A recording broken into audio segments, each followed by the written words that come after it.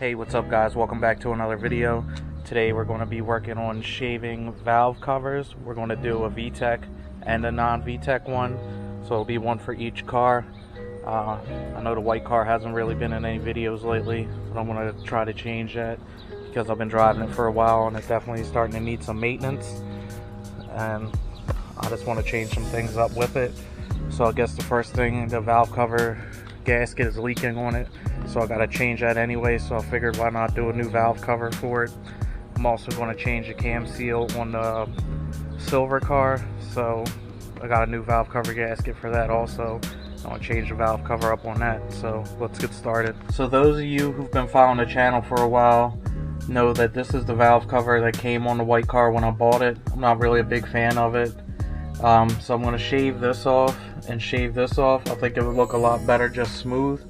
So I'm going to use a 36 grit grinding wheel to take a majority of it down, and then I picked up these different grits that hook onto a drill, and I'm just going to use that to smooth it all out. Alright, so I'm going to start with the Japanese character. You want to go really slow with this. Slow and steady wins the race in this case, because if you go too far down, I don't know how well body filler or anything will stick to the valve cover because of the heat. So I'm going to take my time with this and then move on to the little sanding pads I showed you.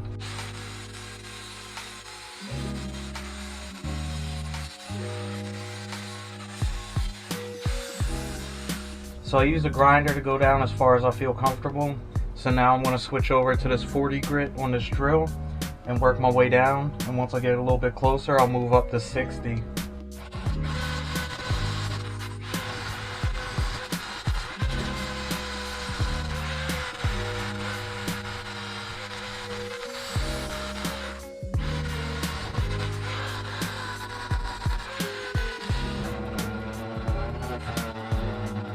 Alright, so I did use the palm sander to clear this up.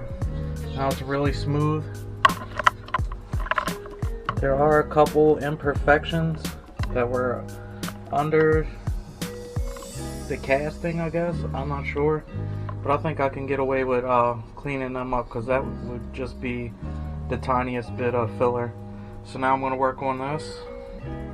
That's probably going to take a little bit longer, but it's basically going to be the same stuff. So now this Vtec valve cover is shaved down. It's really smooth, except for those little imperfections right there. Like I said, I think filler would take care of those. Probably going to take this to work tomorrow and sandblast it. This one has Allen keys, so I could take off the baffles inside, and that way I can get out any sand that gets on the inside. So next up, we're going to be moving to this non-Vtec valve cover.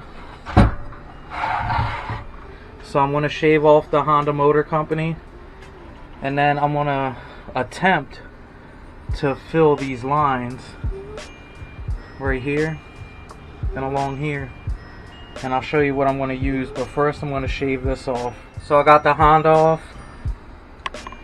I started wire wheeling it, then I remembered I had some of this clean strip, so I'm going to take this little filter thing off, pop the little grommets off, and then I'm going to spray it down with that, get all the paint off of this, because this one you can't take off the baffle inside, so I would rather not sandblast this one. Now that this valve cover is stripped down from all the paint, I picked up some quick steel extreme heat.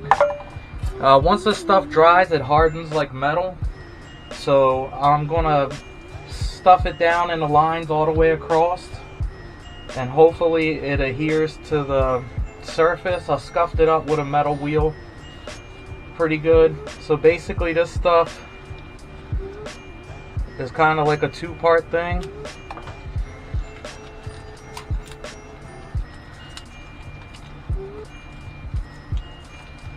Like it has I guess the hardener or the activator in the middle, and it's this putty on the outside. So basically you just roll this together until you get a dark gray ball. So this is the color that you'll want it to be.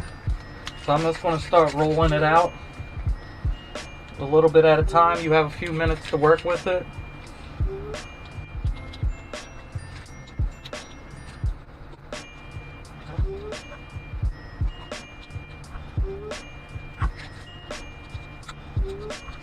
So once you have it all laid on, it's only been about 8 to 10 minutes.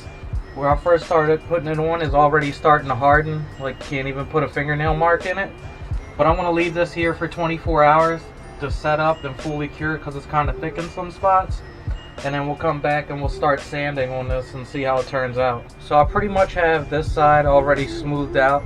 I went over it with 60 grit and then with 100 grit. There's a few imperfections where I might have to use a little bit of body filler. But this is the side that hasn't been touched yet. So I'm going to take this down with 60 grit and then I'm going to move to 100 grit. So this is what it looks like after 60 grit. It's pretty smooth. I'm going to start going over this with 100 grit. You can see there's just a few little pinholes that I'm going to use some filler on. Probably going to hand sand around the curve here and right in here. But I'm going to continue and I'll show you the progress after we get done 100 grit. Now that I have this sanded down smooth, I'm mixing up a little bit of body filler. I'm no body man. Haven't really done too much body work at all. But I'm going to mix a little bit of this up. This is Bondo gold filler or whatever it's supposed to be for like finishing.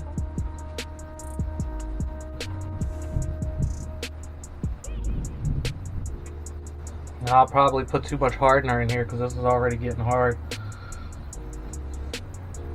So I'll probably just mix up a little bit more. So I sanded down the body filler with 100 and then I did 220. So right now I just have this tape on here. I just want to test and spray some primer just to see if it's all going to match up, like blend in smooth. And if that does, then I'm going to take this thing to work and put it in the parts washer and clean out any of the dust or anything that's on the inside.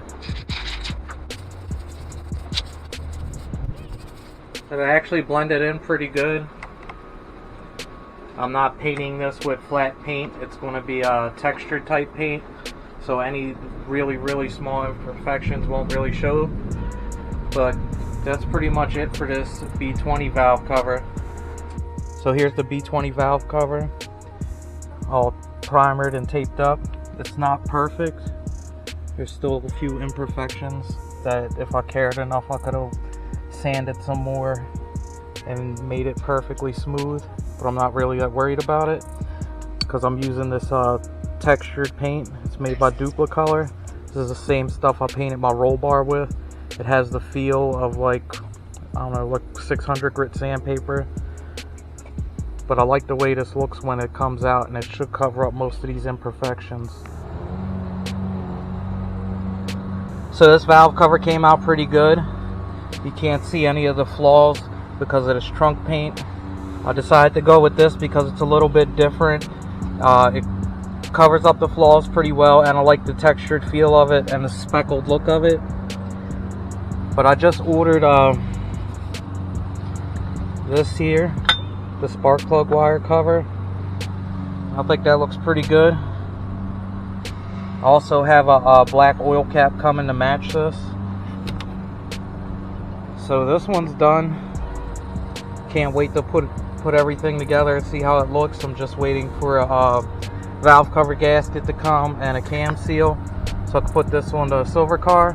So now we're going to finish up with the Vtec valve cover. Just threw a thin layer of Bondo on this to fill in the little imperfection pinholes that I showed you earlier.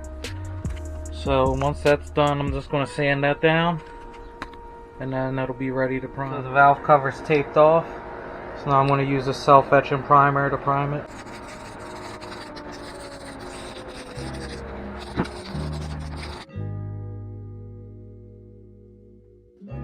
Here it is with the first layer of the trunk paint.